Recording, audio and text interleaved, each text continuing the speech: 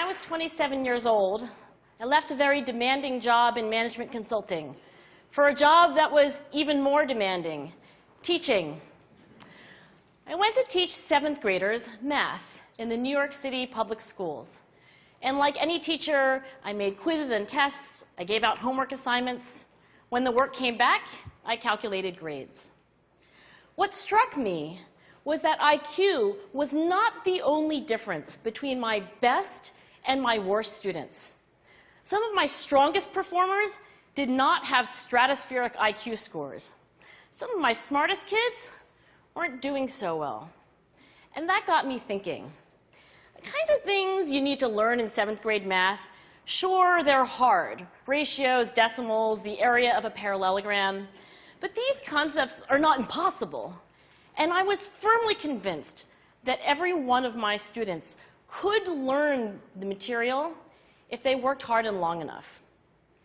After several more years of teaching, I came to the conclusion that what we need in education is a much better understanding of students and learning from a motivational perspective, from a psychological perspective. In education, the one thing we know how to measure best is IQ. But what if doing well in school and in life depends on much more than your ability to learn quickly and easily? So I left the classroom, and I went to graduate school to become a psychologist. I started studying kids and adults in all kinds of super challenging settings. And in every study, my question was, who is successful here and why? My research team and I went to West Point Military Academy. We tried to predict which cadets would stay in military training and which would drop out. We went to the National Spelling Bee and tried to predict which children would advance farthest in competition. We studied rookie teachers working in really tough neighborhoods, asking which teachers are still going to be here in teaching by the end of the school year. And of those, who will be the most effective at improving learning outcomes for their students? We partnered with private companies, asking which of these salespeople is going to keep their jobs and who's going to earn the most money. In all those very different contexts, one characteristic emerged as a significant predictor of success. And it wasn't social intelligence, it wasn't good looks, physical health, and it wasn't IQ. It was grit.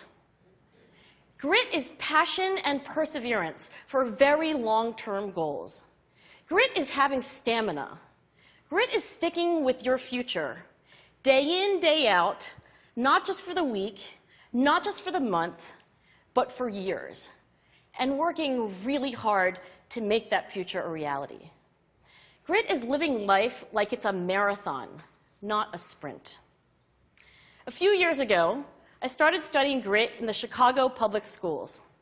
I asked thousands of high school juniors to take grit questionnaires, and then waited around more than a year to see who would graduate.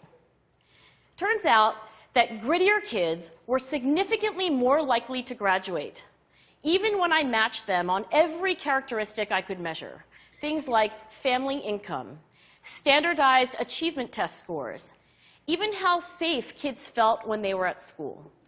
So it's not just at West Point or the National Spelling Bee that grit matters, it's also in school, especially for kids at risk for dropping out. To me, the most shocking thing about grit is how little we know, how little science knows about building it. Every day, parents and teachers ask me, how do I build grit in kids? What do I do to teach kids a solid work ethic? How do I keep them motivated for the long run? The honest answer is, I don't know. What I do know is that talent doesn't make you gritty. Our data show very clearly that there are many talented individuals who simply do not follow through on their commitments. In fact, in our data, grit is usually unrelated or even inversely related to measures of talent. So far, the best idea I've heard about building grit in kids is something called growth mindset. This is an idea developed at Stanford University by Carol Dweck, and it is the belief that the ability to learn is not fixed, that it can change with your effort. Dr. Dweck has shown that when kids read and learn about the brain and how it changes and grows in response to challenge, they're much more likely to persevere when they fail because they don't believe that failure is a permanent condition. So growth mindset is a great idea for building grit, but we need more. And that's where I'm going to end my remarks, because that's where we are. That's the work that stands before us. We need to take our best ideas, our strongest intuitions, and we need to test them. We need to measure whether we've been successful, and we have to be willing to fail, to be wrong, to start over again with lessons learned.